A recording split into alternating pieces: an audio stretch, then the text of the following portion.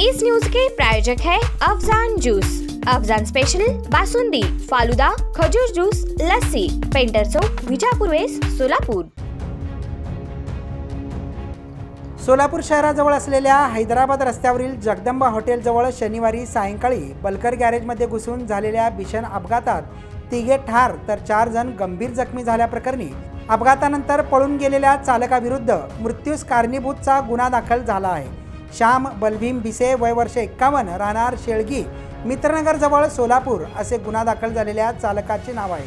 आसिफ चांदपाशा बागवान, तौहीद माजिद कुरेशी आणि विवेकानंद लिंगराज या तिघांचा बळी घेतलेला तो बलकर चालक आता पोलिसांच्या ताब्यात आहे।